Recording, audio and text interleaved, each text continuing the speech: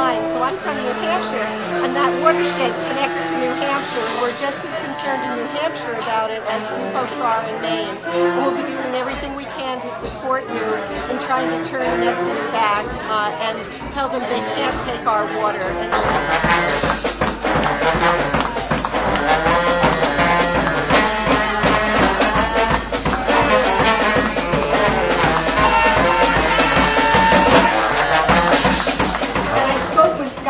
This morning because just on Thursday the Maine Supreme Court unfortunately handed Nestle a win and is giving them the go-ahead to expand their water bottling plant. And so today I want to bring you a message from Scott, who could not be here today, but he wanted me to convey this message to all of you. This is what he said: "We're not giving up the fight yet, and we're considering all our options. We're going forward." I just want to welcome you all again. It's really nice to have you all here on this World Water Day. Oh, you're welcome. It's really a pleasure to have such an engaged community here in Portland. And I just feel so lucky that here in Portland we have fresh water. I can turn on the tap and I can serve my customers really wonderful tap water, and it's really important to me to preserve that. And look at us. This is amazing. Look at all of these wonderful folks who've come into this room together to celebrate our most precious natural resource, water. Because we've got some major battles ahead of us and some major obstacles in our way in order to make sure that we maintain our democratic right to control the destiny of our own communities. So sign the letter to the governor demanding that they stop using taxpayer dollars to buy bottled water for their office. Yeah. Get that out of the budget. In fiscal crisis, it's kind of crazy that they're not supporting, you know, the awesome municipal water that's in Augusta. That's a unionized workforce. So the exploitation of fresh water is gone to such an extreme these days that in Colorado, the local citizens who are so-called harvesting rainwater for their own organic gardens have been instructed by the state governments in Colorado that it's illegal for them to do so. I just wanted to mention that Kyle and I were both at a DC conference called Power Shift a couple weekends back. It was a 12,000 person or 12,000 student and young people conference. Drew people from across the country to attend this to deal with climate action and to tell our congressional members and to tell Obama that we want climate action now. And what was really exciting in a regional breakout session, there are 160 Mainers there, and one of the things that they said, number one issue with climate change is protecting water rights in Maine. So young people know that this is an important issue and they're ready to fight. And the next event that you create or that you go to, tell them we need bottle-free events. For the sake of being socially and environmentally conscious as a business, it's really important to serve tap. Sign the letter to Governor Baldacci. Write a letter to your elected officials and tell them that we're spending way too much on bottled water in the state of Maine, and it's we don't need to. Somebody's after our water, and we need to do something to protect it. Silence is something we can't afford now. But we can't just talk to one another. The number is 207-287-1400. That's the phone number for the clerk of the House. And when you call that phone number and say, I want you to send a note to the desk of my representative telling him or her to support these three bills, I'm going to tell you, the majority of Maine municipalities defer to state statute for their government. And it's not uncommon for the state to establish model ordinances for you to adopt. This one, most of them are drafted by special interest lawyers. This one is drafted by people who have your interest at heart.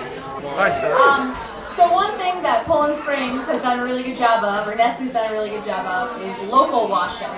So everyone in Maine, or a lot of people in Maine think Poland Springs, got a little tree on it. It's a Maine company. Great, we're supporting a local company. But actually, you and I know that it's not a local company. It's Nestle. It's a multinational corporation. And so, in signing a contract with a multinational corporation, we're getting into a whole mess of new things.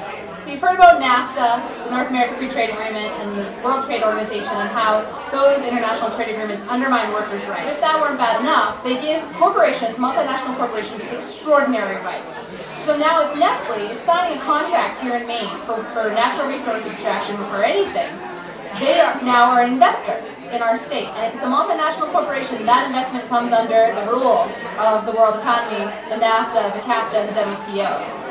So what could happen is that if a town signs a contract for 10 years, 15 years, 30 years, and later on down the road says, we need to renegotiate, Nestle could sue the state of Maine, sue the U.S. government because of that state law or that local law that's governing that water for the corporate profit personhood it would have made in the future had it not had that regulation.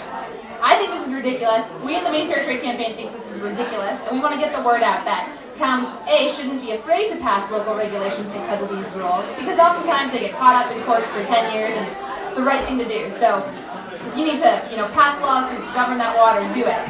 And we need to change these international trade agreements.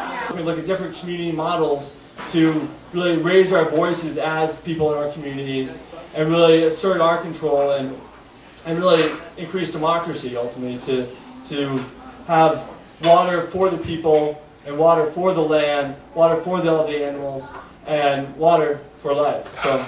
So last Earth Day, we went around and pulled out like 100 plastic bottles a day out of the trash at USM.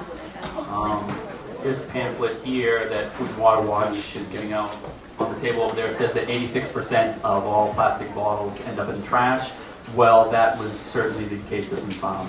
We did a taste test at USM recently, comparing bottled water and tap water. And the majority of people did not prefer bottled water, happy to say. The tap water industry provides a lot of jobs here in the United States of America. So anytime you hear something about jobs, the bottled water industry creating jobs, well, the tap water industry can create just as many jobs. It starts on a local level. And we got to stop selling out our values because they're coming and smiling in our faces and offering us a few bucks, So I really believe the people who have the power.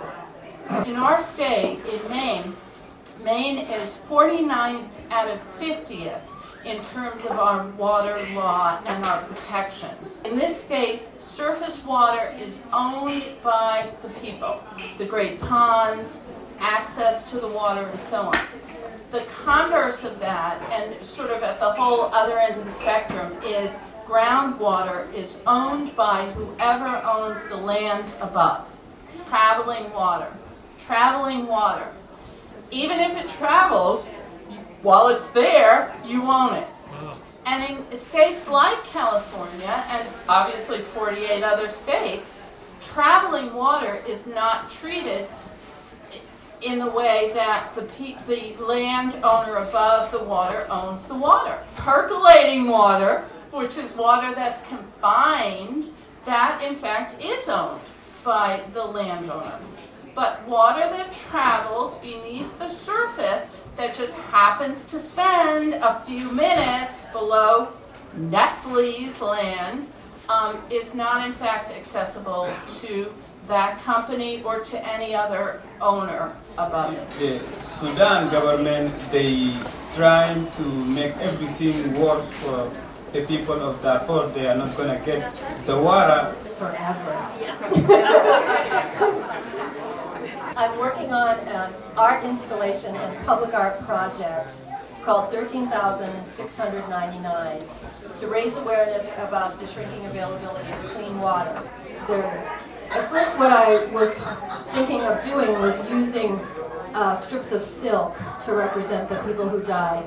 Because when you walk by them, they all kind of sway and they kind of click, and I didn't expect it to look as beautiful as it does. It really kind of looks like a heavy rain or underwater bubbles.